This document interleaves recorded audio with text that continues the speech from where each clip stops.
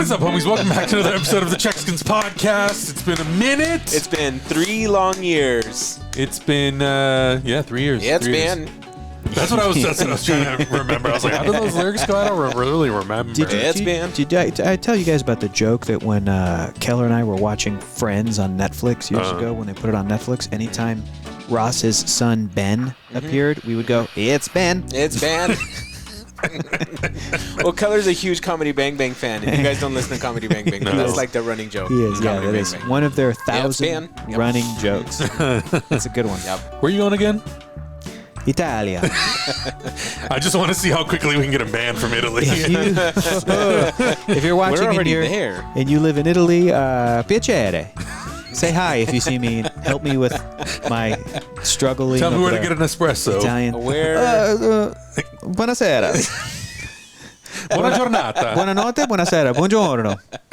Have you really been practicing your Italian? Trying. Wow, that's impressive. I'm a few lessons in. That's impressive. That's good. Because right after you get back from Italy, you're going straight to New York Comic Con. Potentially. I still don't know yet. You don't know yet. I may or may not. Got it. I may be Yeah. wiped out and. Yeah, you're going to be tired. Yeah. You're going to be tired. You and I might be in New York at the same time, possibly. Tight. You coming? I mean, if Adam goes, I'll go. Let's go. It's free room, baby. Come on, Megazord each other and then let's go. Titanus, the Megazord, and Dragonzord. But yeah, so we'll see. It's going to be an interesting couple of weeks. I don't think we've ever done it. It's very rare. It's been a very rare time that we have not recorded something together.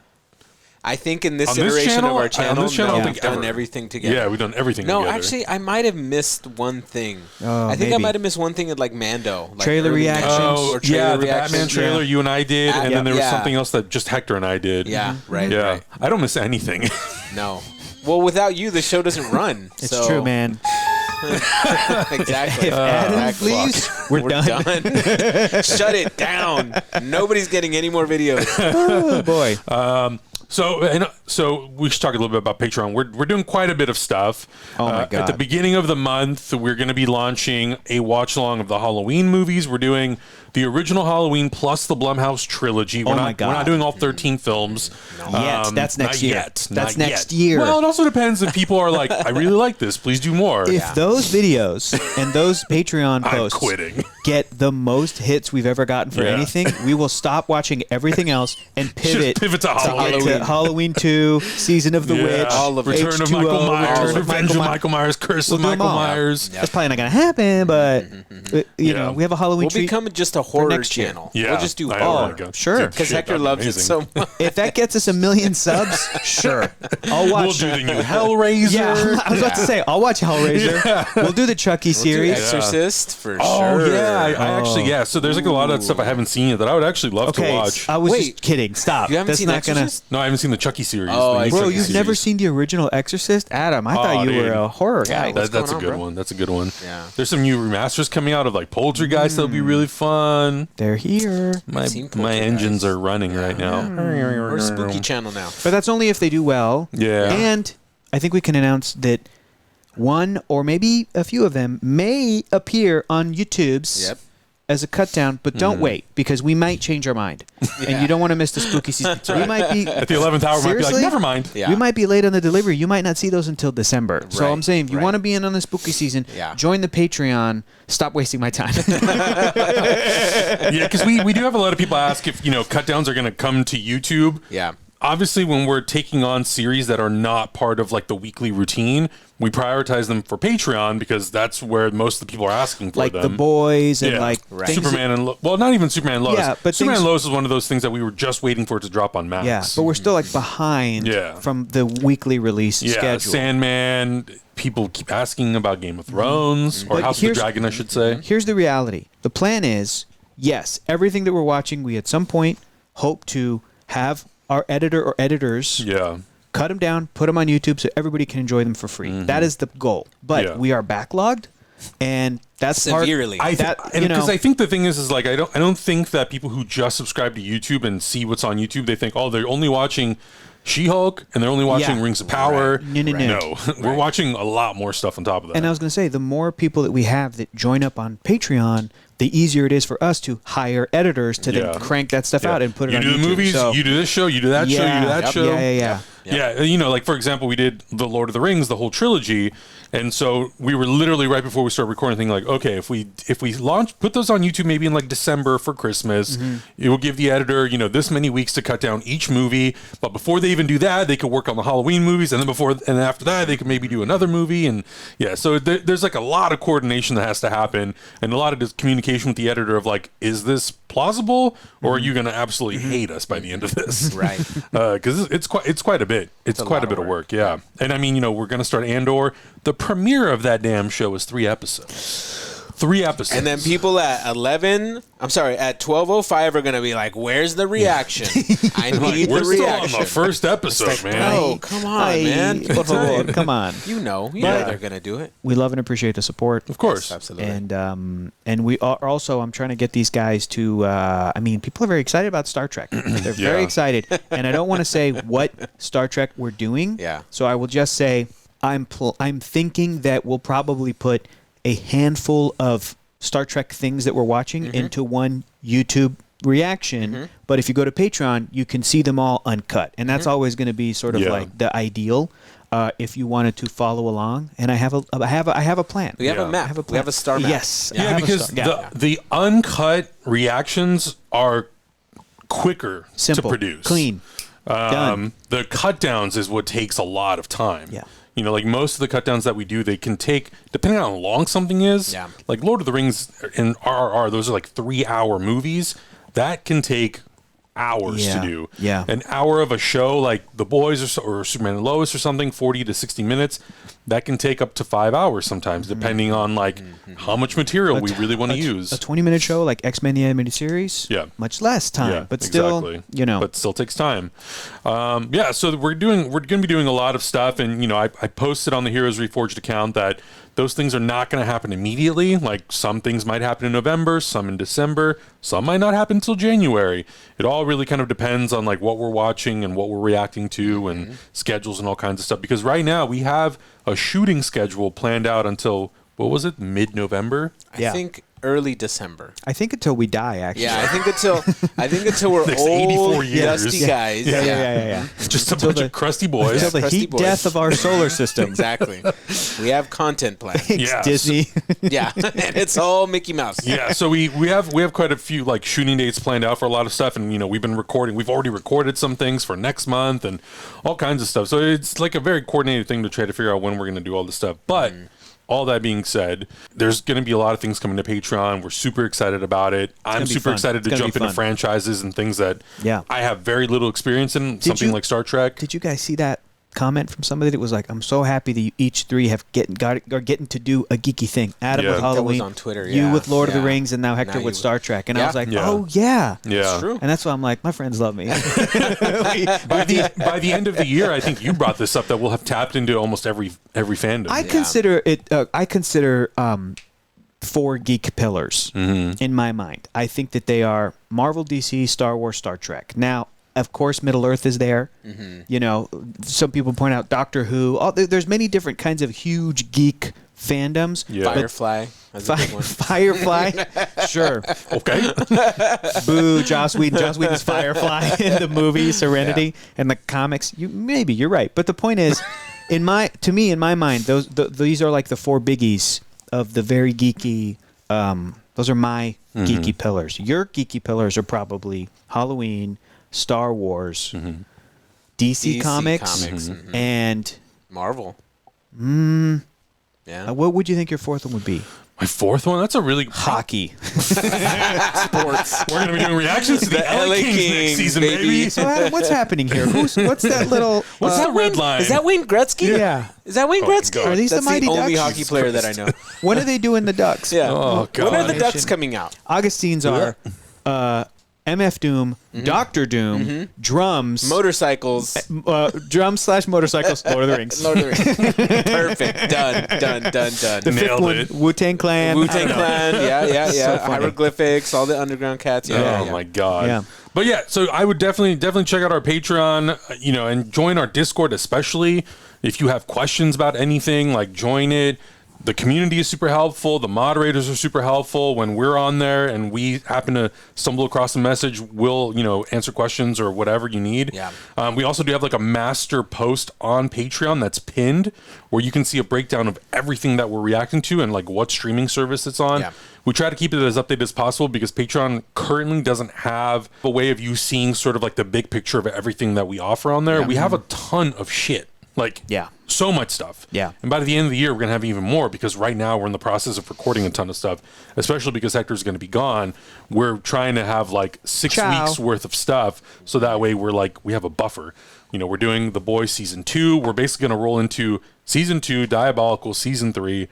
We'll be caught up with Superman and Lois in like a month. We'll have finished season 2.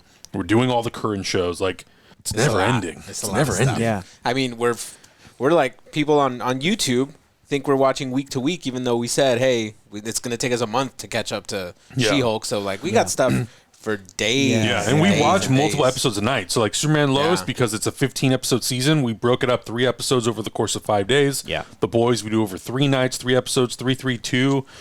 X-Men, we do 4 episodes a night when we record. So it's a lot. I prefer it. Yeah, bro. I do too. I like doing. I don't know if when we started doing Patreon, were we doing just 1 episode or were we doing multiple? We were doing 1 episode. Really? Yeah. I can't remember anything. I can't remember anything past last week. This whole back half of the year has been crazy. Yeah, it is crazy. Yeah. I gotta go to a wedding in fucking Italy. I was just at a wedding. I mean, That's it's so super dope. cool. It's super cool. Are you It's super cool. Are you proceeding over that one too or no? No, I get to just hang back. I get to nice. when they say if anyone here has any, I get to stand up and go, I have a reason.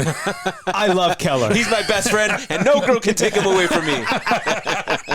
They're like, nobody loves him more than me. Get out of here. Oh my god. We didn't even account for the movies that are still coming out that we're probably going to review. Son of a bitch. Black Adam, Avatar: The Way of Water, which we did just get an invitation to go see the remaster of the first movie. Sweet. Oh yeah, you're not going to be here. Shit. Yeah. You and I did go see Jaws in 3D. That was dope. That was really cool. Here's a quick review. It's awesome. It's awesome. You should go Watch see it in 3D if it's still available. If you didn't see it, you missed out. Yeah, you missed out. You messed up. You played yourself. They're not, you did. You played yourself. unfortunately, Universal told me that they're not putting out a 3D Blu-ray. So of it, tweet which at sucks. Universal and go, please put out Jaws in 3D Blu-ray. Yeah, or do another re-release, please. So yeah, I mean, there's a lot of like really. I was not worried. There was a part of me that was kind of unsure how busy the last quarter of the year would be for us, because Marvel after She-Hulk doesn't have a series coming on Disney Plus. And it was very unclear about the Bad Batch. We looked into it, and it turns out there's other things other than Marvel. Yeah, So who would have thought? Turns out we didn't know, but there was other shows. There's other stuff that exists. Who would have thought? Oscar Isaac did other stuff before Moon Knight. Yeah. So turns out. Yeah. So We're gonna be busy. There's plenty of stuff. So if you guys want to see stuff, go to Patreon, check it out. There's a ton of shit on there. Yeah. And we're going to bring as much of it as we can to YouTube. At some point. At some point.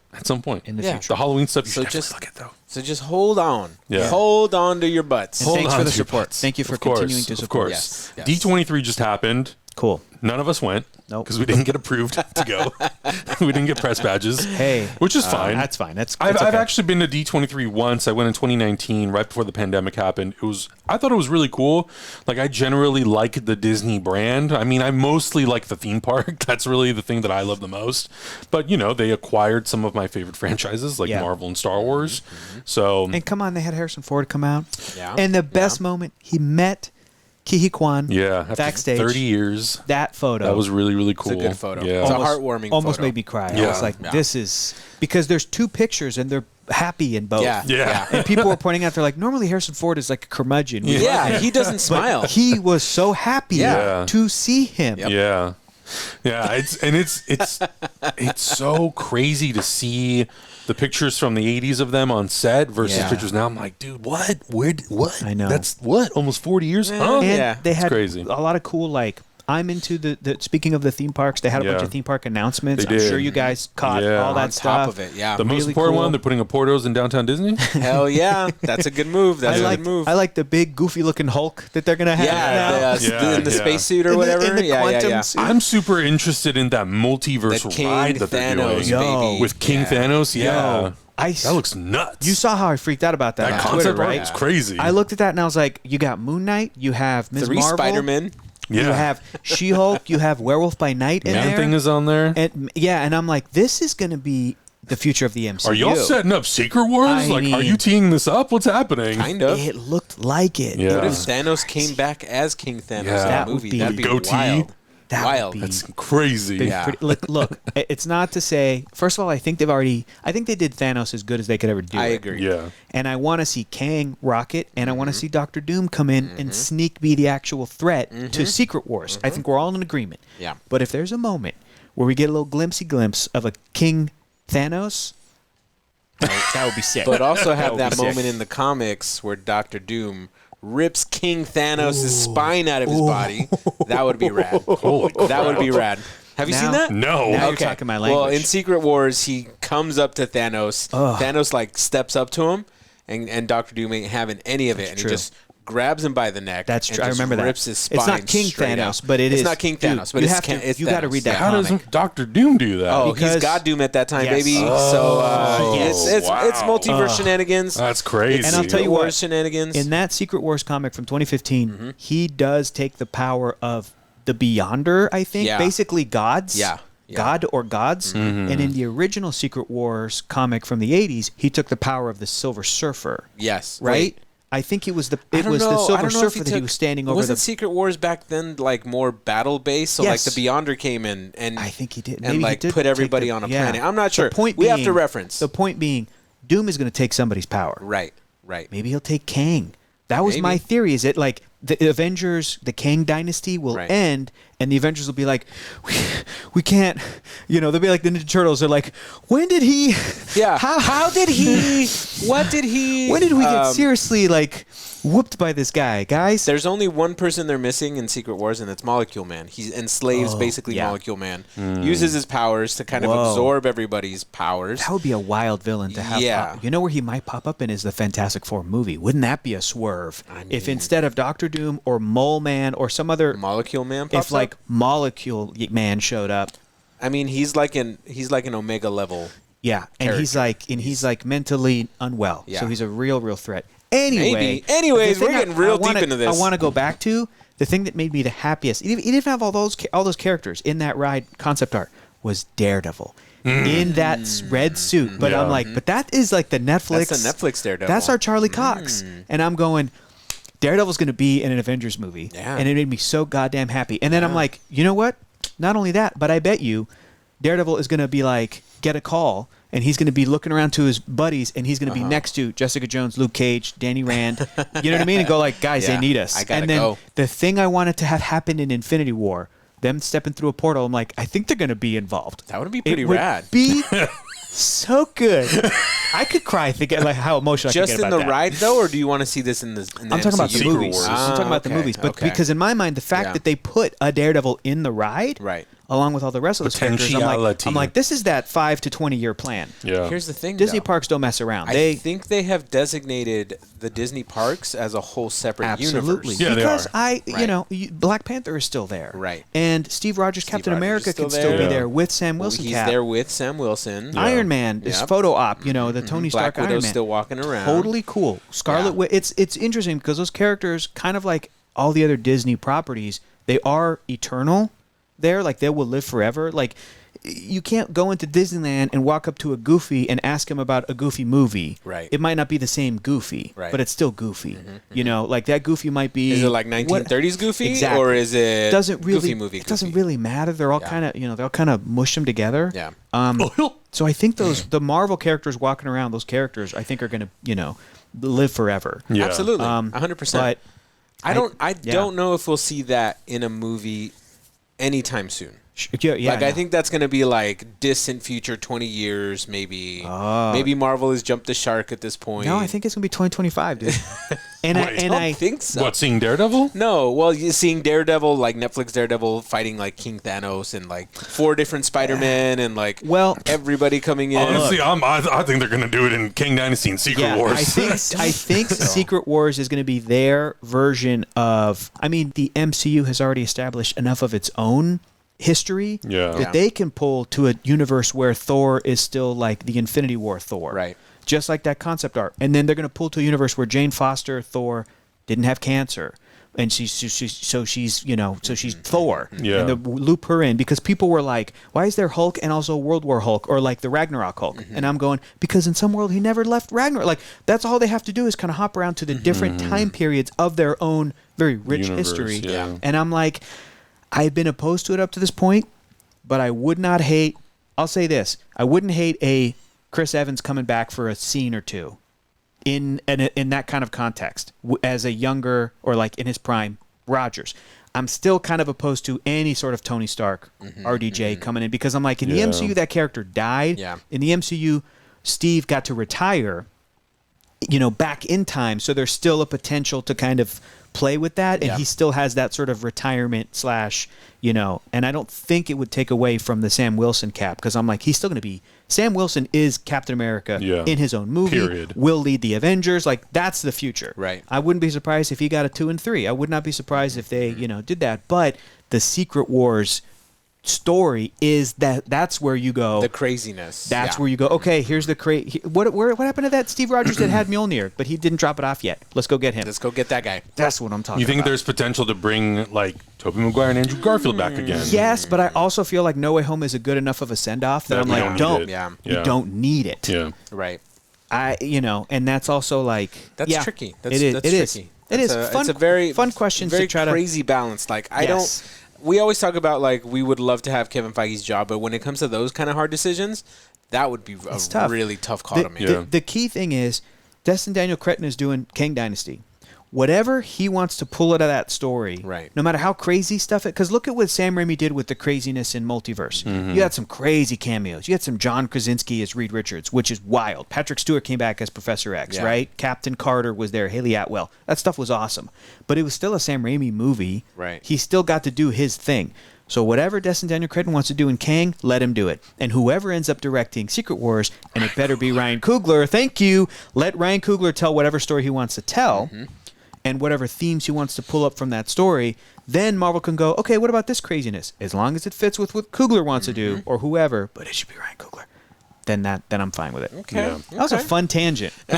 Anyway, D23. I mean, it goes off of that. How did you guys feel? How did you guys feel about the announcements? Because I feel like a lot of the conversation around D23 was that it was disappointing because they didn't announce anything new. My opinion of that is they announced like 15 things at SDCC. Sure. And even though those two events are unrelated, I feel like once you announce a slate, the next step, the next natural progression from that is to contextualize what the hell is happening. Yeah. And you know what else I'm mad about? That I saw people go, the Thunderbolts lineup's kind of boring. And I'm like, you really think that's the final Thunderbolts lineup? You really think they're going to give away the story and the whole hook of the Thunderbolts? I'm going, look. In one poster? Yeah. Feige said you're going to meet some characters you haven't met yet. Here is my estimation for that. That in the coming months, maybe in a trailer, they're going to introduce a new character named Citizen V. And for a trailer moment, Citizen V is going to do some badass, super cool thing. They're not going to tell us who's playing Citizen V. And we're going to go, that's a cool new character. All of the normies are going to go, that's a cool new character. I want to go see that movie. Not the channel, the normies. What's that? Not the YouTube channel, the normies. No. They're lovely. But like, in the real world. Right. Yeah. We love you guys. And that trailer's going to happen. And that sort of like, do you remember how the trailer didn't reveal exactly who the Winter Soldier was? Right. In the movie Captain America: The Winter Soldier. Yeah. Comic book fans knew. And then I don't remember if they had Sebastian Stan even doing press. I can't recall. I think so. Maybe they did. But the point is that I think one of the trailers, like I think the last trailer revealed was like, it. who the hell's Bucky? Yeah. Like Bucky? Right. Who the hell's Bucky? Yeah. But the point being, I think that a character is going to show up, one or two maybe, and you're not going to know who's playing them. Just the same way that Feige was like, oh, it's still going to be the same actress in the Taskmaster outfit from Black Widow. And I'm going, do you believe Kevin Feige right now? He's not going to spoil. Like, this is the opportunity to have Taskmaster and even Ghost be different characters that are dressing up like those characters because they're fully masked. You see what I'm saying? And then halfway through the movie, or 5-10 minutes into the movie, they're going to go like this. Oh, I'm actually this character. I'm actually this villain. We brought this person back. And Citizen V is going to be Zemo. Played by Daniel Grohl. Okay. And they're going to, I think there's a way for them to try to, and it'll be like, Bucky's like, no, I'm not going to work with this guy. But Contessa Valentina is going to be like, but you worked with him before. You'll work with these villains, Bucky, because if it's not you, Clint, or not Clint Barton, but if it's not you, Bucky, leading these characters, then they're going to spiral into, like, you got to keep them in line. That's going to be the whole point of that movie. And I Right. really think Abomination's going to show up. But they weren't going to put him in the concept art because I'm like, he's in a She-Hulk story right now. They don't want to spoil what happens in that story. And what if Abomination showed up and he had some kind of a costume? We'd be like that. This is Abomination. Yeah. You know, just a big Anyway, They could potentially do something like Red Hulk, just recast it. It just bothered me that people were like, "That's boring," and I'm like, "That's not the whole movie." I think that's so. What sucks is that I think that's the cause, not the cause, but the result of a post Infinity War and Endgame world. Like, people forget that it took 10 years to get to that point, to get to some of the greatest superhero cinema you've ever seen. And now that you've seen it, you're expecting everything to live up to that expectation. Like 4 to 5 movies a year or whatever. Now it's like 10 projects a month. Think of phase one. Think of phase one. Think about what people would say these days. Iron Man 1 comes out, banger. Banger. Incredible Hulk comes out, people shit all over that movie. Yeah. People are just now, because of She-Hulk, going back and watching how incredible that movie is. That movie is fantastic. Movie is fantastic. I will always go up to bat for the Incredible Hulk, but at the time, it got shit on. And it also like had a super uphill battle because it was Iron Man, the Incredible Hulk, and then the Dark Knight, and it was like sandwiched in between 2 incredibly good movies, and it was like, you know, and then Iron Man 2 comes out. Yeah. Once again, not super critically well received, right? And then Thor 1 comes out, which was super confusing. They didn't know what they wanted to do with Thor. Like, we don't know what's going on. And then Avengers 1 came out, which kind of wrapped it. Cap 1 came out. Oh, yeah, first. Cap 1 came out. Once again, controversial. People love or hate that movie. Like, it's either or. You either love it or you hate it, but it's very controversial. And it wasn't until the Avengers. Exactly. It wasn't until the Avengers where people were like, works. This is what they're doing. That's exactly what they're doing with this phase. We're getting set up here. WandaVision. We're getting She-Hulk. We're getting Daredevil in all these shows. Like, we are setting up to something phase greater. 1 again, kind of. But what's happening is that these fans are so entitled. So entitled and completely forget what it took to build up to that point. I know. That every time an announcement comes out, they're like, oh, that's stupid. Oh, I don't like that. Yeah. And also a lot more people are on Twitter. Yeah. But also I think what's happening is that when the people who are complaining nowadays were watching those movies, they were like 11, 12, 13, 14-year-old kids. They didn't know. Like, they didn't know what they were watching. They just knew that it's something that they loved, and they attached those feelings to it so that when the building phase comes up again, which is the phase that we're in, they're like, I don't want this. I want that feeling that I had when I was 11, 12, 13, 14 watching these movies. You're not there. You're not there, but you were a poopy pants baby when you were there. You don't understand what you were going through. It's the same thing with Star Wars. It's the exact same thing. Like you've said, also Augustine, you've said rumors doesn't equal news. It's a famous GIF, right? And what has been happening is all of these news clicky websites have been like, oh, Henry Cavill is rumored to be announced at Jodie Comer is going to be Sue Storm at D23. The Fantastic Four cast and the X-Men cast will be revealed. And everyone goes, that's fact. I'm like, no. From who? No, it's not. From what clickbaity Twitter account are you following? And in the aftermath, people have been trying to point out, they go, okay, remember whatever news sources, whatever websites were saying that stuff, find them, block them, keep them out of your rotation. Because it's bullshit. It's part of the problem of leading, and the same thing happened at Comic-Con, right? With Henry Cavill and Superman. Henry Cavill, absolutely. They're going to announce him back as Superman. And when that didn't happen, and poor Black Adam and poor Shazam, too, had to have their panels. Well, people were just asking about Superman and bugging about Superman. It is the double-edged sword of going all in on some kind of a shared universe, which all the studios want to do. Right. But also being like, but guys, please be excited and respect each one of these projects individually without thinking about the end goal. Everybody's putting the cart before the horse. Like we all want to see Endgame and Infinity War again in some way. Like we want to have that big feeling, that moment. But it takes 10 years to get to that point. Like, we have to live with these characters. You have to watch these movies. You have to watch their storyline. And they're doing it differently, that they're only doing it in, like, 4 years now. Right, exactly. Yeah. So that's even more And that's pressure. the thing. We don't even know if we're going to get that payoff within those 4 years, right? We could Secret Wars could be like Avengers 1.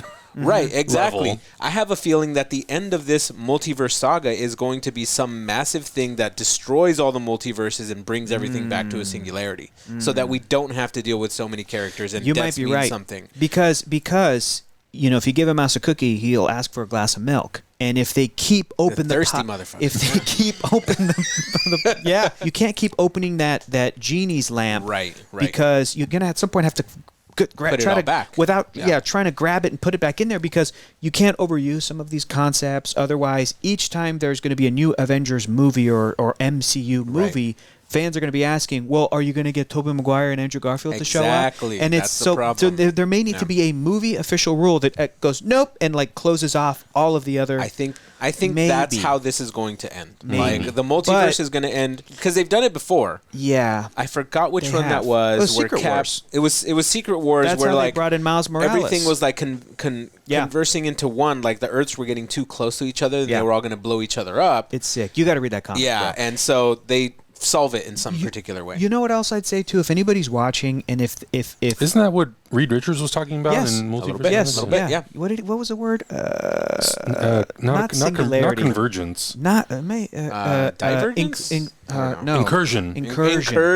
There's that Marvel word. Thank you. From the least comic book reader, Adam. He's like incursion. That's right, baby. That's Jonathan Hickman. Yeah. Put that right there. I would say if there's anybody watching right now and they feel like, no, well, I'm excited about each of these projects because I want to care about that potentiality, the way that we always talk about.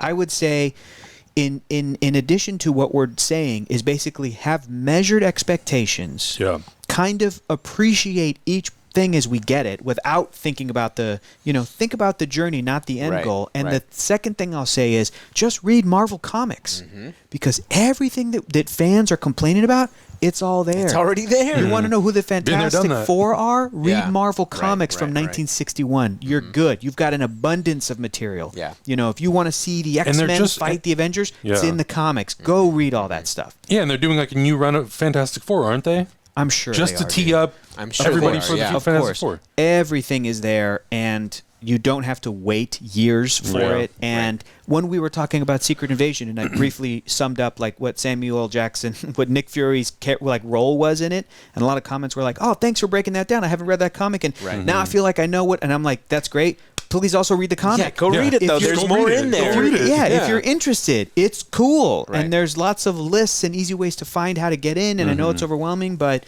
that always bothers me too when people complain about what these movies aren't giving them and delivering them. And I'm like, okay, you want to see Superman? Are you reading Superman comics? There's a lot of Superman. There's lots of comics where he fights Shazam. 1938 was a long time ago. He fights Shazam all the time. Yeah. Like there's lots of that. And that's the thing too, is like when people say, I want this, I want that.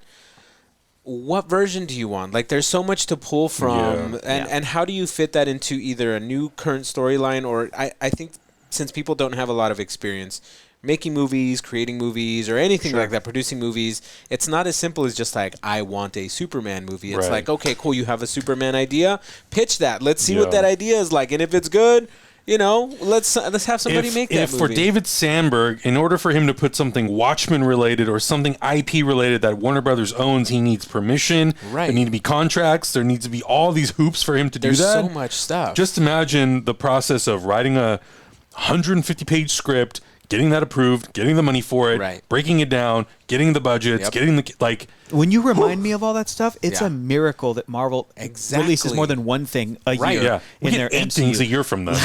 Eight what things. the fuck?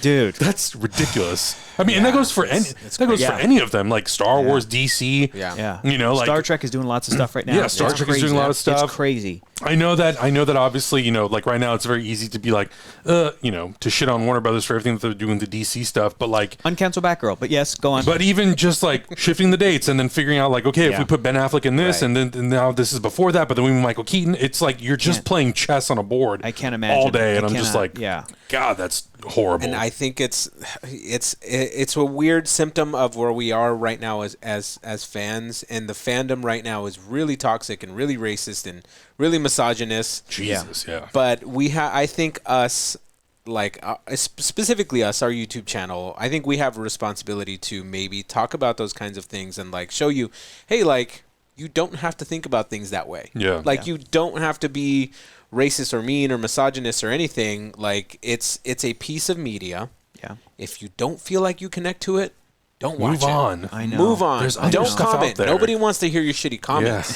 I don't. I don't delete at all. all your shit. I'm not gonna lie. I delete all your shitty comments. Yeah, So we do. Yeah. But Sorry. it's also, Augustine, it sounded for a second there like you were being a little compassionate, which is very nice. No. Not compassionate. Okay. Not compassionate towards these people whatsoever. Sure. I think we can be compassionate to the creators who are getting death threats, who are receiving the blunt end of these negative, nasty people, and like we have to show people that it's okay to watch things and have fun with them. Yeah. And like, sure, Lord of the Rings came out.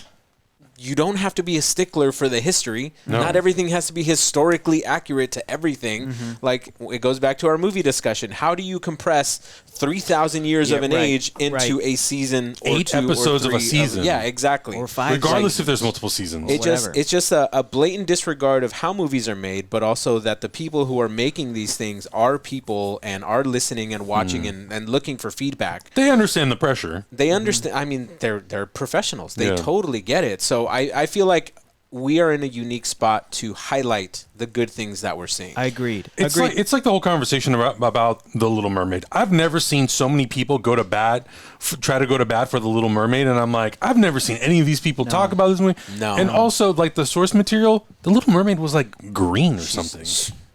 Like, Sure. Yeah. And you know it's what I mean? all- It's it's folklore. It's made up. Yes. It's fiction. It's not real.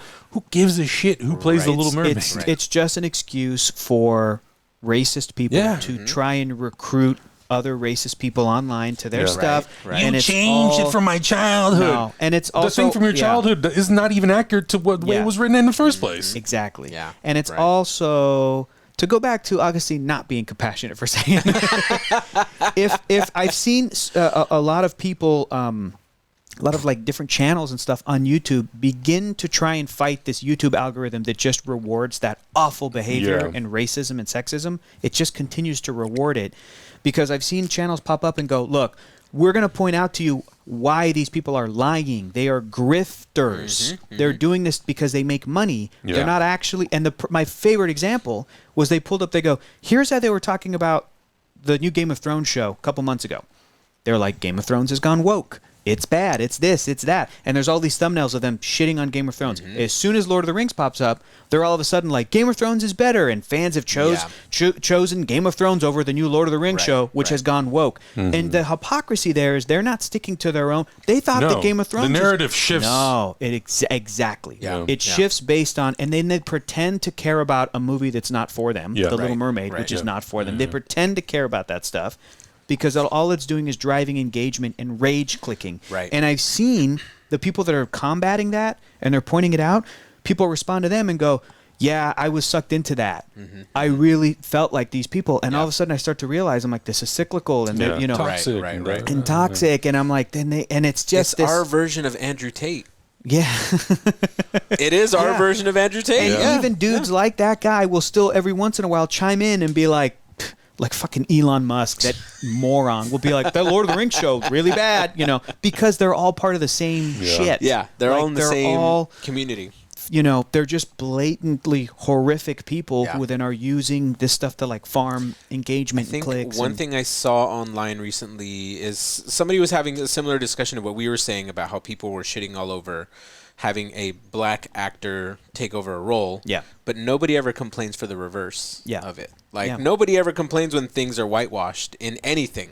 Yeah. It's just take it as it is, and if you don't like it, don't watch it. Because they don't even know the source material. Exactly. Yeah. Bingo. Or it's always okay. Yeah. Yes, and when they do, people go, well, maybe that actor was just the best actor. Maybe that white actor was They Always an excuse it with excuse. that. Always an Excuse excuse. it with that. Exactly. Mhm, mhm. So, Yeah. if you do see somebody genuinely enraged about Ariel, the Little Mermaid, they're not. They're either sucked into a horrific negative spiral, and they're like a frustrated young, usually white male in the United States that's like, life's not great for them, so they're blaming groups and they're blaming politicians and Democrats make me feel uncomfortable, so I all that other bullshit. Yeah. Or they are just straight up full-on racist, full-on white supremacist, and they're pretending to care about the Little Mermaid just to be like, let me stoke this fire a little bit. I get to be racist. Let me recruit some other racists. Crack my nuts. Let me roll up my sleeves. The source material. Shut up. I mean, we've seen the trend. Little Mermaid, The Rings of Power, Game of Thrones, too many to list. Captain America, literally every They're mad about She-Hulk. It's been happening since Finn. You remember when Finn came up? When Finn first took off his helmet? The rage that there was a black stormtrooper. Yeah. Jesus fuck, what's wrong with these people? It doesn't make sense. No. Yeah. It doesn't make sense. Some but grass, dude. We can, like I said, grass. Oh, at least touch some ass too. And touch some ass. Oh my God. Yeah. But like I said, to bring it up to a light note, I think what we're doing is awesome. Yeah. High fives all around. High fives also because we're acknowledging in the fandoms that there's problems. Yeah. We're also not again, you know who we are trying to be compassionate towards are people who may belong in those groups. Bingo. Women, gay people, right? Trans people, bisexual people, Latinos, disenfranchised, disabled, whoever feels that the internet is on them, we can acknowledge, dude, we love Star Wars and Star Trek and Lord of the Rings. There's problems in internet culture and in those fandoms especially. But we're going to, like you said, point out the positivity of it, even if we watch something and we don't like it. Right. The way we don't like it is different than how exactly. other people, This is a real piece of shit. Like, that's just not our style. No. At all. No. I think it's so the language they use is so cut and paste from everybody else talking shit. Yeah. So much so that YouTube automatically blocks your shit.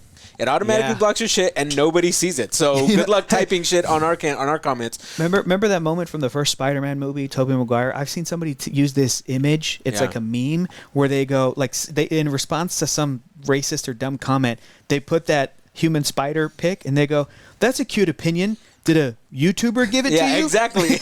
Exactly. Boom. Bingo. Roasted. That's Boom. exactly Roasted. what's happening. Like, that happens all the time. Like, I will literally, I've been in discussions before where someone has said something and I'm like, this sounds like something that you're regurgitating from the internet. Have you actually read this thing or read the source material or watched? And they go, no, I haven't, but, and I'm like, no, well, you already then lost. Shut up. My favorite is within the argument, they pull up a YouTube video and post a link as though that, I'm like, it's an encyclopedia, that proves you are mistaken. Yeah. You are misled, my friend. You are wrong, my friend. Yeah. I mean, it even happened with D23 where people were like making assumptions about what they were going to announce and all this stuff. And I'm like, but that was not official. Nobody promised You that are to literally just using things that are fabricated by the internet to be like, well, this was disappointing because they didn't announce this. I'm like, no one told you they were going to. Oh boy. No one said that this was actually going to be announced. So it's just like you're just setting yourself up for failure. You're just setting yourself up for a very an unhealthy internet lifestyle. But at the same time, leave them in the dust. This MCU ain't for you. Yeah. Lord of the Rings ain't for you. Don't watch it. House of the Dragon ain't for you. Dude, Little Mermaid ain't for you. Fuck them. Get out of here. If this stuff you just rattled off makes you angry in any way, turn it off. You're not welcomed in that. that. You're not welcome. Exactly. Turn it off. Turn it off. Don't watch it. We don't want to hear your shitty opinion. Yeah. Get out of here. Go read some books. I don't know. And that's Go it. touch some grass. Go touch some grass. Read some books. Read some books. Go away. Go away. Go away. How have people not been using that clip? Oh my God, we got to. We got to. Away. We didn't go to D23. We didn't have to go to Anaheim. It's a 25-minute drive for us anyway. I was totally fine with the announcements. They got to see exclusive footage there that we didn't get to see. All good. It's a fun time. Whatever they brought out, it's fine. It's fine. Harrison Ford choked up saying it's going to be his last Indiana Jones. Right. We got to make some trailer reaction videos that people. We got to experience Werewolf by Night. All that stuff. Maybe most importantly, Iman Vellani got to meet all her heroes. That's true. She was backstage. John Favreau, she's like, she got one of those Mandalorian tokens. I met Charlie Cox, and you know she loves that Daredevil show as much as we do. Every time I see Iman Vellani and I see her, whether it's like at a convention or just talking about Marvel, I'm like, that's Hector. That's Hector. Be more like Iman Vellani in all aspects of life. In everything. Yeah. Pretty much. And you will have a happy life. And you will be happy. And you'll be happy. That's it. Exactly. It's true. Exactly. It's true. Let's go through some Patreon questions. All right. Cool. Let's change lanes here. From Chris Spivey. This is a little bit more of a technical question. Hey guys, I've been a patron for about a year now, and I've enjoyed every minute of content you've put out. Your discussions are so thoughtful and help me appreciate the artistry of filmmaking more and more. Apropos, I've been wanting to get into video editing, so maybe one day I can work with a channel like yours. Huh, interesting. Do you have any advice for beginning video editing software and how to get started in something like that? I feel like there's always a need for video editors for reaction channels. Oh, interesting. I've messed around with iMovie before, but I'm looking to get more serious about it. Looking forward to what's coming down the pipeline from you guys. Cheers. We use Adobe Premiere for everything. Adobe Premiere, it is a paid service. You have to pay for it. There's also options like DaVinci Resolve, which also has an editor built into it. You can get a free version of that. I think that's a really good place to start. You can use all the keyboard commands from Adobe Premiere. So if you want to practice, that's a really good way. Depending on what you want to edit, it's really going to depend on like how you edit and what you edit. If you do want to do reaction videos, I would honestly say like watch a lot of reaction content. See how it's edited. You know, like you watch our stuff, obviously. Look at sort of like the timing of everything. Notice how things are cut together. Notice like where audio overlaps and where it doesn't overlap. You know, like there are certain restrictions with reaction content. Like we can only show a certain amount of footage at a time, and we can only show a certain amount of total footage from a show. So those are things to keep in mind. You know, we get a lot of comments of people like, you left this out, you left that out, because we have a finite amount of time that we can show everything. Down. Yeah, they block stuff, they take stuff down. So I would say look at that sort of stuff. If you're looking at editing maybe more like narrative things like film, just watch a ton of movies. I would go through and look at things that maybe have been nominated for awards, whether they're American, what is it, the ACE, the American Society, no, I forget what it is, but just look at stuff that's like that is really focused on like editing categories and look at why those things are awarded the awards that they get. So it really depends on like what you want to do. You know, there's like so much stuff on YouTube that you can watch. Also, practice makes perfect. Just edit like crazy. Just edit like I got my start doing movie trailers. I would do like fan trailers for stuff. So I would download clips from movies and I'm like, okay, how do I make a trailer, let's say for a Batman movie, using footage from existing movies and make it exciting, make it feel dynamic, tell a story of like, how do I introduce this character, like let's say the Batman, how do I do like a teaser trailer, whether it's 90 seconds or 2 minutes, where I can introduce this character in a fun, dramatic way, use music. Great. You know, and some of it you don't have to even put online. Some of it's just for you. Maybe show it to your friends, get some advice. You know, that's what I used to do. I got my start doing movie trailers just for fun because I just wanted to learn how to use Adobe Premiere. That's probably the best way, honestly. Yeah, absolutely. Hector and I went to a technical college to learn all this stuff. You don't have to go to a technical college to learn all this stuff. There's nowadays, like when we went, YouTube wasn't the thing to learn at. Nowadays, everything's on YouTube. Yep. You can learn it all there. If you need to know where a button is that does something, I guarantee you somebody's answered that question. So. Yeah. Ronan Unchained asks, it's been a while, fellas. If you had the opportunity to expand anything at Disneyland, ride, land, or area, what would it be and how? For me, Galaxy's Edge. I'd start adding castmates dressed as different aliens from all the Star Wars films, make more room for another exploration area in it, and I would make a story in the Mandalorian series that takes place on Batuu. Ooh. My area, and I'm sorry, I know you were just there, Hector, but I hate Avengers Campus.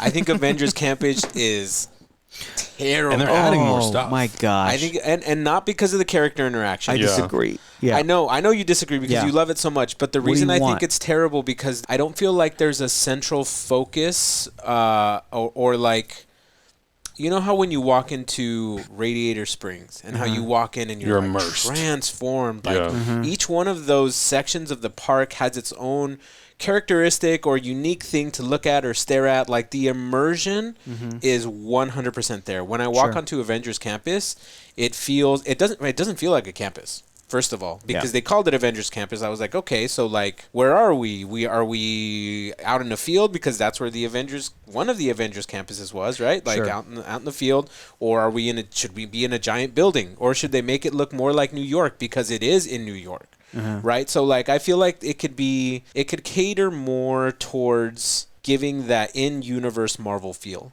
because it doesn't, because it just feels like concrete and a space. And that's really what gets me. The characters are great. The interactions are great. Like, I think all that works. I like that they have the Pym's Test Kitchen, and the food there changes all the time. The drinks are fun. Like, I like all that stuff. It's just the transition it is from going in is just very odd. It's weird to either way you do it, too. If you come in the other way next to Cars Land and you walk in and you see the little Spider-Man thing on the left, and it does feel a little... It's a little jarring. It's not, like, impactful. Right. And if you come in the other way from that Hollywood backlot, you are, like, coming up on the Guardians of the Galaxy, which used to be Tower of Terror. It's difficult to still not see it as, like, okay, that's the Hollywood Tower of Terror. But also, if you look, if you're staring at Tower of Terror, right behind you is just a big, giant wall. I know. It's just like a big, giant wall. And I'm just like, you could do something with this wall to, like, build in the immersion, build Avengers, right? Yeah. And think about the difference when you walk into Cars Land. Or Batuu. Or even Batuu. Yeah, it's just like... Or Mickey's Toontown. You're there. I mean, like, even just walking through the tunnel and the music changes from Disneyland to Star Wars, I'm like, wow. That's so, what I'm like, saying. the walk, when you go the long way to get to Rise of the Resistance or what's the other one? The other ride. The Smuggler's Run. Yeah, Rise of the Resistance. Sorry, that's the big ride, right? When you go through, when you go past, like, Haunted Mansion and all that. So the transition from the tunnel that you go under, there's a slow fade from one music to another. Seamless. And then there's not even any music until you get to the center part of town. It's just like sounds of birds chirping, maybe like a ship going by. It's just very the experience of going in there is very different. And there's so, like, I expected so much more from Avengers Campus. And I feel like that is not... it's taking me to anywhere where the Avengers are. It still feels like remnants of Bugs Land and next to Hollywood Tower of Terror. Totally. I get that. Right, exactly. It kind of feels like, honestly, like Hollywood Boulevard to me. A little bit. I mean, where's the transition? Because you go around Hollywood Boulevard and then you turn into... No, I mean like Hollywood Boulevard, like an actual Hollywood. You mean like the street? Yeah. Like, I don't feel like when I walk into Avengers Campus that I, like you're saying, I don't feel like I transport into another world. Right. It's not. And one of the things that my wife pointed out is that the eye sights, or the eye lines are... You can see lots of different things throughout the park from that campus, right? And that breaks the immersion. And so, like, when you walk into Cars Land, you just see the giant mountain, and then you see, like, these buildings that are blocking all the other attractions. You hear the music, and then when the lights go down, did you know they have a lighting ceremony at sunset? They have a little dance in front of stuff. But I think Avengers Land needs a lot of work, and I'm excited to see more. You convinced me. Because me. And I'll work on that. You get people to work on that, but I like this announcement of the King Thanos thing that they were doing. Like, that gives me hope that they're thinking about modifying this land, putting some kind of huge, sort of really spectacular ride. I love the Spidey one, right? But Spidey one's fun. The Spidey one is Spidey, but it would be great if there was a ride that was sort of like Marvel. I think if that ride is good enough, I could excuse the break in immersion and like in emergence into Straight the up, world. I'm selfish. I don't like the Guardians ride because I get nauseous. Dude. So tear it down. Forget about it. Guardians is done. That's the only ride in the park that makes me nervous, but I enjoy it. Me too. End of Volume 3, Guardians is over. Tear that down. Add Defenders Tower. You know what I'm saying? Okay. Avengers Tower. Just turn it into Avengers Tower. That would be a million times better. Just turn it into Avengers Tower. And see robots. Exactly. I think Avengers Campus needs a Rise of the Resistance / Transformer style ride. Exactly. I think that's what this multiverse ride is going to be. So I think they're going to put it where the Quinjet is. Some Quinjet thing. You walk into that building. Right, exactly. Okay, we solved it. There you go. Avengers Land. Avengers Campus. Avengers Land. Need some work. It's okay. Kristen Gillette asks, I started really getting into the MCU and Star Wars universes because of your reaction channel, Mando Season 2 especially. Your wealth of knowledge and excitement for what the future can hold has kept me watching and rewatching. My parents and siblings now come with me to see the MCU movies to support my love of this franchise, but it's hard for them to understand the interconnectivity between them. They have watched all the MCU movies and WandaVision for Doctor Strange. How would you go about making a cheat sheet for them? Would you do it by movie, show, or phase? I watch your Hyperhero stream to cover up to the Infinity War, and I'm having a difficult time even starting with a vast amount of characters, organizations, realms, items, etc., and even more with movie, shows, dimensions, and variants. Holy shit. That's a very difficult question, but we've gotten it before, and my answer has been that you don't worry about the timeline at first. I think the issue is getting somebody to watch a movie that they like, first of all. Because if they don't like a movie, they're not going to be interested in anything that comes off they don't of care what the timelines are. Find out what characters they like or can gravitate to. Find out what types of movies they like watching, because at this point, we do have different types of movies that are presented. Are they comedy? Yeah. Comedy people? Ant-Man, maybe? Yep. You throw some Ant-Man at them? Yep. Are they espionage spy people? You can't go wrong with Winter Soldier. Like, those kinds of things. Get them hooked on their movie preferences before you get them hooked into the MCU, because that's how I tricked my wife into watching Avatar: The Last Airbender. I just had it on in the background, and I was like, this is the greatest show, and I want her to watch this. But you can't force it. I can't force it. And so I can't tell her, hey, sit down and watch this because it's the greatest thing ever. Yeah. I was like, look, I'm just going to have it on the background. If you like it, you like it. And if you don't, you don't. Don't worry about it. I'm not going to hold it against you. But eventually it soaks in. Eventually it's like, oh, the story will speak for itself. What's exactly happening? Exactly. And once they start asking questions, you're like, I caught her, like, as I was watching, I caught her, like, coming in and just, like, kind of standing and staring at the TV, and then, like, going away a little bit, and then, like, more and more she was coming in, and then I got her. Got her. Now we're all Avatar fans in this house. That's the way to do it. It's a struggle for me to not be like, do everything in the right order. It's a struggle. Right. It's very difficult. But I have a friend of my former roommate, Chelsea, a friend of Chelsea's.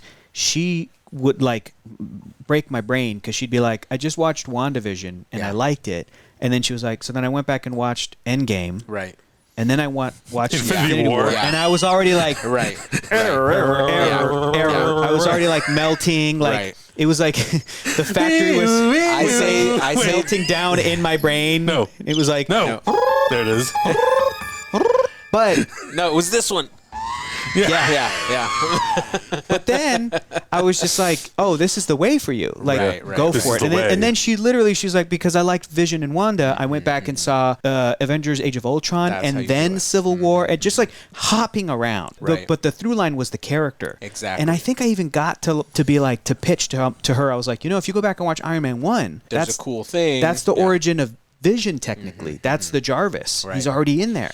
And I think that even made her be like, okay, cool, and to check that stuff out. Right. So if you have family or friends that are like, this is overwhelming, but I like Thor, or you showed me Black Panther and that movie was cool. Okay, let's watch Civil War. Let's backtrack. Yeah. Or even if you have somebody who's very cynical or very like, I'm a cool tough guy. Right. I'm a tough dad. Right. Do Daredevil episode 1. Daredevil. Try it. Right. If you have a serious woman in your life, do Jessica Jones. Season 1. These are great shows. Absolutely. Right. Luke Cage, I think, is great. And if your spouse is a big green monster. Yeah. Haven't watched She-Hulk. She-Hulk comedy. She-Hulk. Right. There's so many different entry points. Yeah. But the key is to not try and like.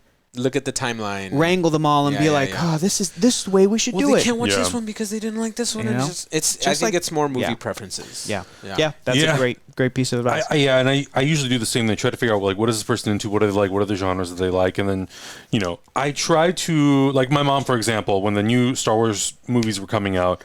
What do I need to watch? How do I watch it? What order do I watch? And blah, blah, blah. And I was like, let's just go in release order.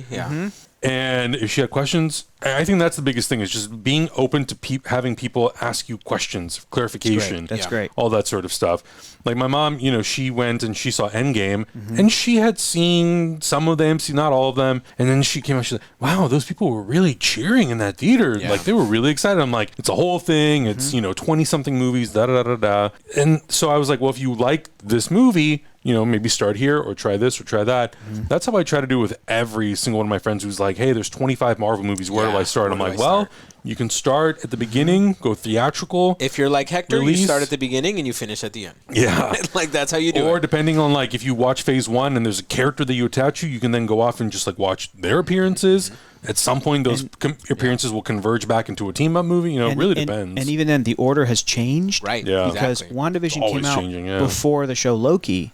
But now in my head brain, I'm like, well, Loki, you got to watch before WandaVision because Loki's right after Endgame. Yeah. And Loki... Then after Loki, you got to go what if, because it blows things up, and then you can kind of come back, and 3 weeks later, WandaVision occurs, and blah, blah, blah, blah. And also just like preference, because I know that when I talk to my wife about all these new shows, nothing stands up to the amazing show that WandaVision was. Sure, that's fine. Like that's her bar for everything. That's fine. And so and that's fine because that's how she watches things, right? Like she attached to what she really likes, and that's great. Like I don't blame her, but she still gives everything a chance, and that's the good thing. It's just like, oh well, that's a good show, brings valid criticism, and then we move on with our lives. Like it doesn't necessarily matter where it falls in the timeline. It's like project based, like this is good and I like it and I want to keep watching more. That's really it. You're the type of people like me that are like, I'll give a show a season. Right. Awesome. Then you can lock in your friends and family for a season. But if not, even an episode, be like, let's try out this episode. Yeah. She-Hulk episode 1. Did you like it? Did you not like it? Okay. We won't have to watch the rest of She-Hulk. And that just goes fine. with just watching stuff in general. And Madison shows up. Yeah. I'm in. I mean, you just have to wait for Madison for everything. Yeah, I love that. I love that. And then the last thing I'll say, too, is I can't give you a date, but stay tuned because we are maybe talking about having some kind of resource that is the... ultimate guide. How to watch stuff because this question comes according up all the time. to HECTOR. So someday, I mean, and something that we do in the meantime that I'll usually do is we'll work together and we'll try to make some kind of a watch guide. So like for Halloween, I did one last year that I'm updating that I'll be posting at the beginning of next month. Of like, okay, there's 13 movies, there's 4 different timelines. How do I navigate this? Just break it down. As simple as possible. We got it. So at some point, we will have just a place you can go on the internet and be like, oh, this is how to watch Marvel. This is how to watch Star Wars. Yeah. We're working on it. Yeah. There's only 3 of us. It's a lot. It's so much. Miguel Moreta asks, with all the current and upcoming Latinx representation in the MCU, do you have any Latinx recasting picks for the MCU's X-Men films? Or which Latinx characters from the comics would you like to see brought to live action? Side note, I'd like to give a huge shout out to the Rings of Power and the first Latino elf, Arondir. Arondir is pretty great. Yep. Arondir is pretty great. Wepa. I mean, my ultimate is still Ghost Rider, Robbie Reyes Ghost Rider. I think that is a big key to the new supernatural timeline that they're making. Yes. Right? Just like bring that guy back. And Johnny Blaze, fine, but Johnny Robbie Blaze Reyes. Is fine. But I think Robbie Reyes is more appropriate for the phase that we're in because we're really focused on young people coming in. A lot of the new actors are super duper young. Robbie Reyes can be a young kid. Not super duper young, but here's like the thing, a younger kid. But they've introduced him in Agents of S.H.I.E.L.D. I know, he's Gabriel already Luna. there. He's already there. You could bring back Gabriel Luna. Just bring back Gabriel Luna. He's there. I think they're going to do it. If they're bringing back Netflix actors... Yeah, I really think and hope so, but I just want that character to get the full-blown, no expenses spared. Because here's the other VFX. thing. Here's the reality, too. If Marvel were to do a Ghost Rider movie, or even a show, it can be Robbie, but they can also recast a Johnny Blaze that hasn't, right? I mean, you'd kind of have to. And they could do a... It's been done in the comics, the sort of all the Ghost Riders team up story. Right, exactly. Those are sick, Those dude. are cool. Those are fun. Super cool. And then fight vengeance, like whatever. Exactly. There's even other Ghost Riders past Robbie that they could tap into. Right, there's just there's so much potentiality there. Right, exactly. Such a cool story. And I think just the visuals of that character. I think Madison should be a Ghost Rider. I think Madison she got out of hell. We don't know if she is not a Ghost Rider. She made a pact with the goat for 6 drops of blood. So, you just be driving a car that my skull's on fire. Guys, I look fantastic. So at first I had a penance stare, and then I spooked him, but in like a fun way. God. Oh my god! And all the other Ghost Riders are just like either they're like on horses or they're on a motorcycle. They're like, who is this woman? She's driving a BMW. She's like, Madison skids in, wheels on fire. That'd be sick. She steps out and her heels are also on fire. That would be amazing. Somebody Photoshop that. Somebody Photoshop that. Quickly, get on it. Madison is a Ghost Rider. Do good, internet. Martini in her hand. Chain in the other hand. That would be so good. That would be so rad. Part of that question was also like, what X-Men characters could you see be Latino? We talked about Wolverine. Right. Yeah. Would be great. Would be a great get. We've also said Native American or Native Canadian. Yeah. If it's Wolverine, cool. Native Canadian. If it fits with like, I haven't heard any blowback from it. I don't want to be inappropriate. Okay. That there's a whole side to that character where he's very savage. So I'm like, I don't want to invoke any like stereotypes or anything. But straight up, Scott Summers could be Latino. No, from the no original issues there. X-Men, right? Scott Summers could be Latino. Jean Grey could be Chingre. Chingre. Maybe not. La Chingre. La Chingre. Vámonos. The Phoenix. Hank McCoy could be Latino. Iceman could be Latino. Even maybe Angel Warren Worthington III might need to stay white because he comes from old money. That's true. Rich white kid, good looking kid. Looks like an angel. I feel like maybe you could keep him white and diversify everybody else. Yeah. And Who else would be? But there's Could Xavier?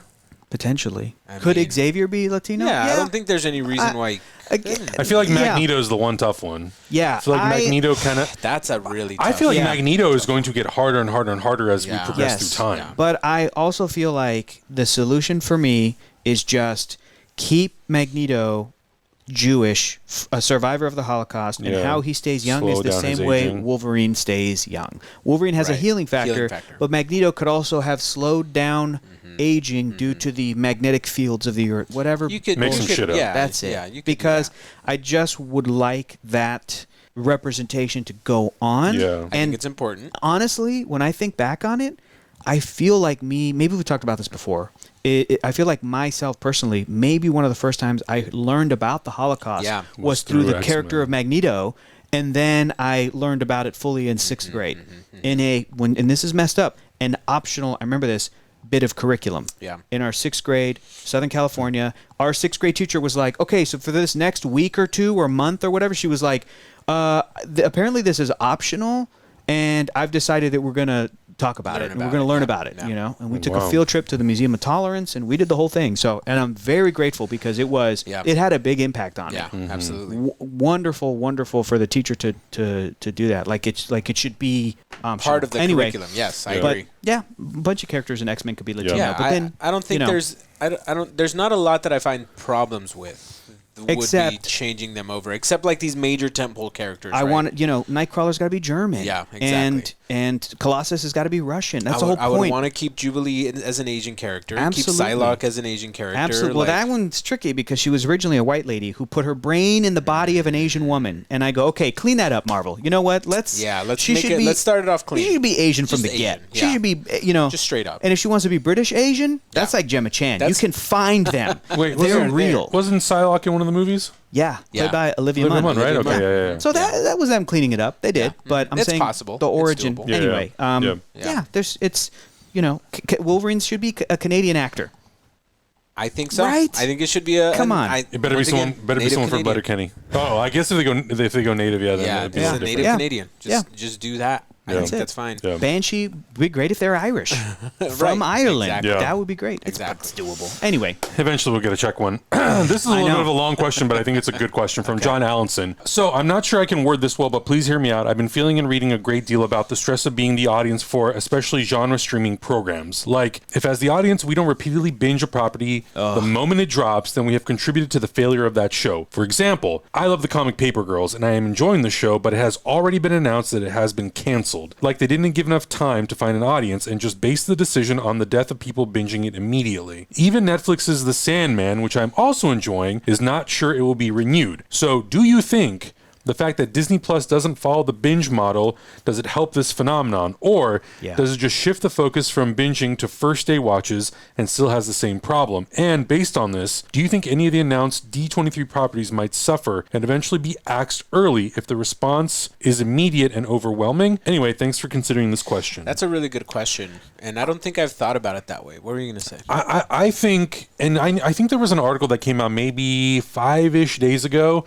that Netflix may potentially be thinking about switching from the binge model to the weekly release model. Now they split up Stranger Things, and it helped. Yeah. Yes. Season 4 was 2 parts, and it helps to keep people talking about it. And, I think for me personally, I think it really depends on the show. I think there are some things that can very much benefit from the binge model, but I think there are definitely some things that majorly benefit from the week-to-week release.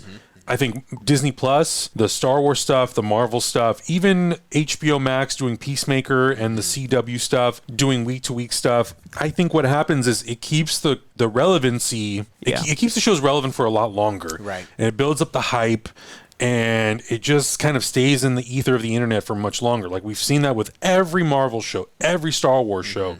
The speculations, the moment that the show ends, it's ongoing for the whole week.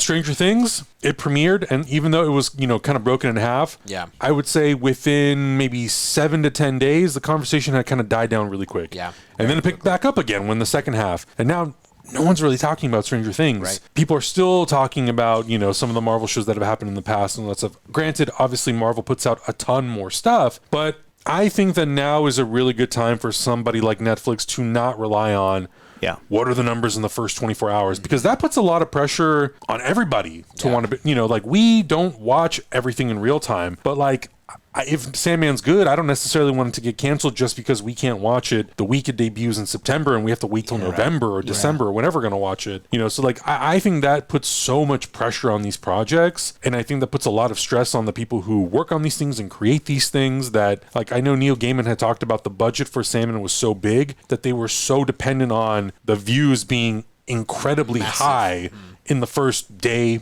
week, month, that it makes it really hard to gauge whether or not something will be renewed. Paper Girls was out for what, 2 weeks, 3 weeks, and they canceled it? I think a little longer than that, but basically. Very quick. Basically. I think the issue comes with these fat cat overlord Hollywood gatekeeper guys. That's who's really causing the issue. Yeah. The people who are expecting their money back right away. That's really what it's all about. Yeah. I expect my money back between this time, and if you don't get it, you're done. That's such a gangster way of doing things. It's stupid. Have you guys seen the show Barry, starring Bill Hader? I'm not fully caught up, but No, you've seen some of it.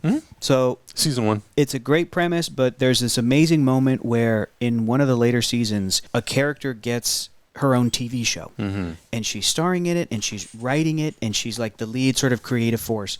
And this network that's putting up her show is very supportive of it. And they're like, you're going to have front page support on our streaming service. And it goes up, and then she's checking it, and then 5 minutes later, it's not on front page. It's not, in that rotator. in that rotator thing. Yeah. And she doesn't know why. And she goes to a meeting the next morning at 9 a.m., and the show launched at midnight. And they're like, we're canceling the show.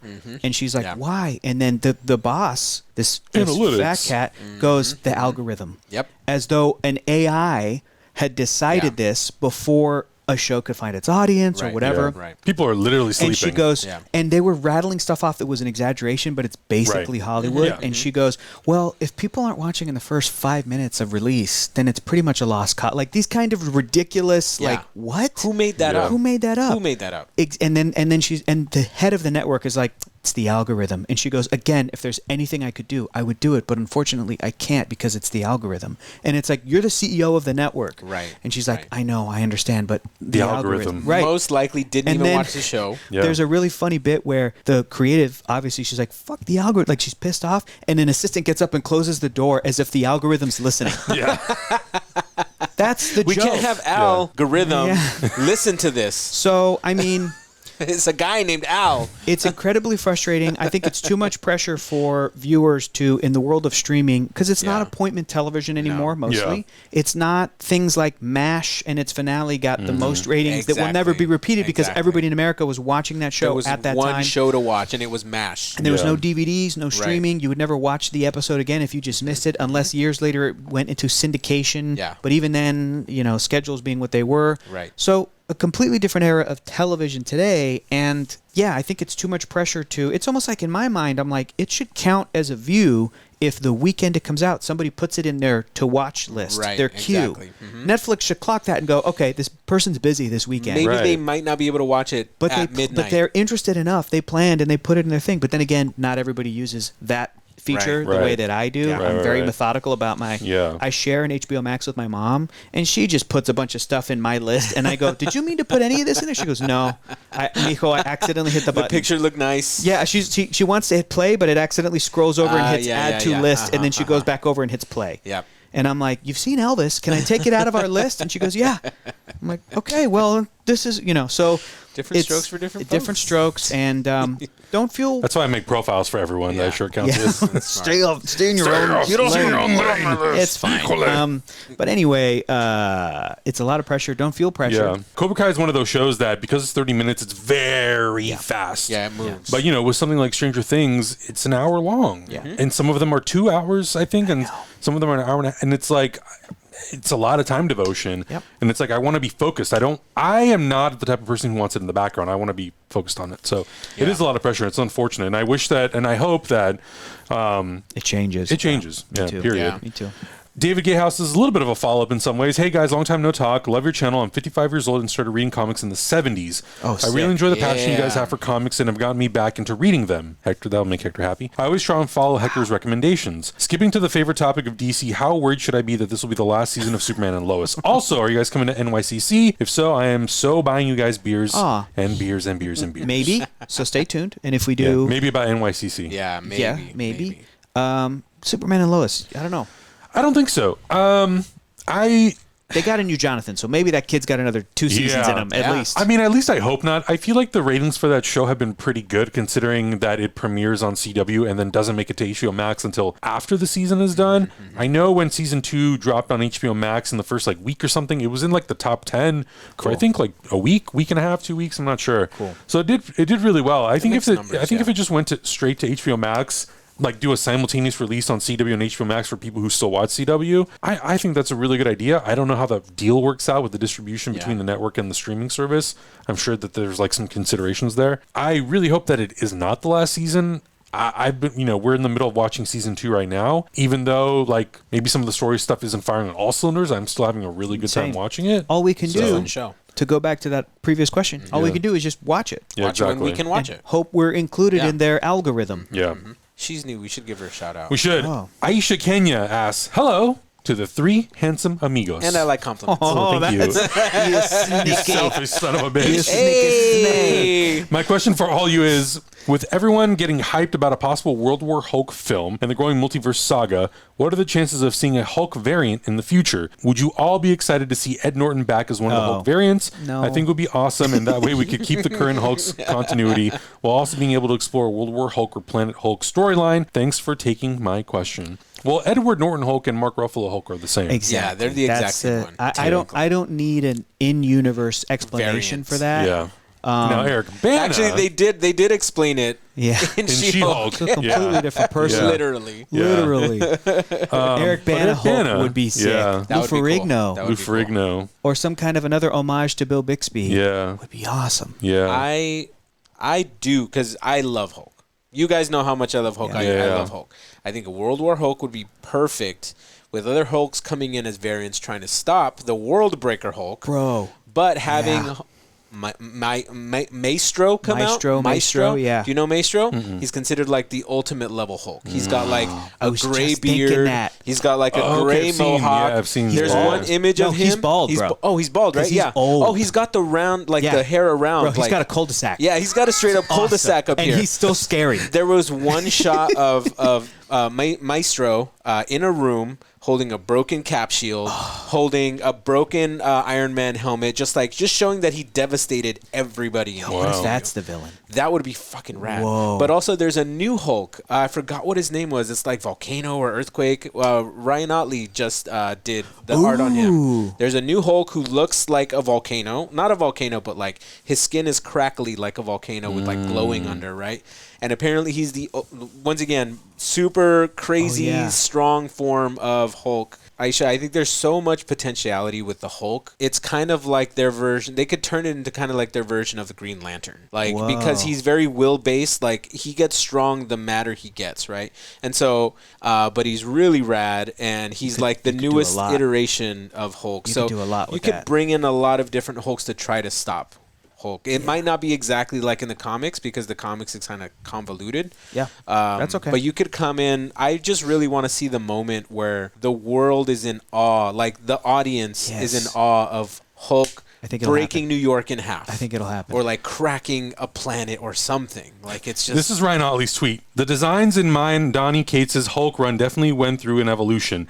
Titan was the most time-consuming to nail down for me. Yeah. Donnie and I talked about having a giant 30-foot black version of Hulk with radiation emitting out of his mouth and eyes. Yeah. Big glowing claws. Yeah, That's it's sick, really dude. rad. I This had character no is really idea. rad. That's crazy. And then he kind of shows the evolution. See, he has volcanoes on his shoulders and lightning, and it looks really cool. Damn, that's crazy. And that is a version of Hulk. The potentiality for the variants, to answer that question, Yeah. it's real. And the announcement at D23 that Tim Blake Nelson is returning as Samuel Stearns, a.k.a. the leader. Right. I'm like, they're all in on Hulk. You nailed that, stuff. by the way.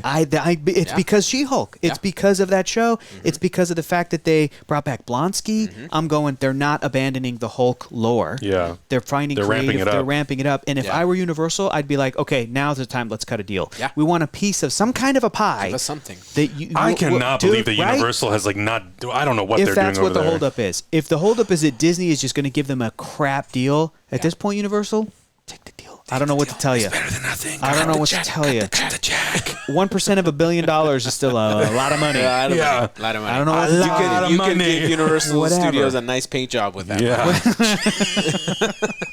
It needs it. Lord knows it needs it. That minion on the parking lot could use a fresh coat. It needs a fresh yellow base on it. If you know what I mean, if you catch my drift. I know a guy, Chewy, who can help you out and do it real cheap. You need some more bags of sand for the times people throw up on the Simpsons ride. If you catch my drift, could buy lots of bags of sand. Yeah.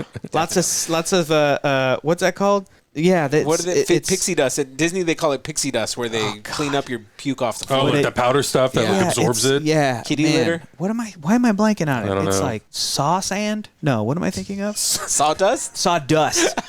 Couple of bags of sawdust. Saw sand. Anyway, you can tell the last time I did a home improvement project. That's right. The regular Tim Allen over here. Even though he dresses like Richard Karn. Yeah.